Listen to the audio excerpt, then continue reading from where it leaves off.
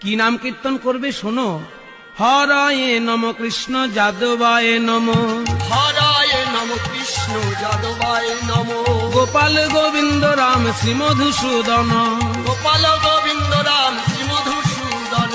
কীর্তন কহিনু এই তোমা সবাকারে, কীর্তন কহিনু এই তোমা সভাকারে, স্ত্রীপুত্র বাপে মিলি কর গিয়া ঘরে।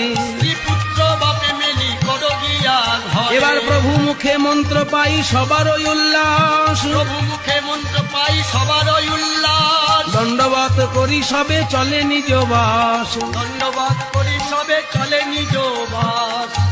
এইবার মহাপ্রভুর কাছে উপদেশ পেয়ে সবাই নিজ নিজ ঘরে চলল। মহাপ্রভু উপদেশ দিয়েছেন মহামন্ত্রের আর হরয়ে নম কৃষ্ণ যাদবায় নম এই কীর্তনের। আর কোনো চিন্তা নেই আমাদের। সবাই নিজ নিজ ঘরে বসে দরজার কাছে হাতে তালি দিয়ে সবাই কীর্তন করছে। হরয়ে নম কৃষ্ণ যাদবায় নম, হরায় নম কৃষ্ণ যাদবায় নম, গোপাল গোবিন্দ রাম শ্রী মধুসূদন। গোপাল গোবিন্দ রাম শ্রী মধুসূদন। এই কীর্তন কারা কারা করছে দেখার জন্য মহাপ্রভু পথে বেরোলেন।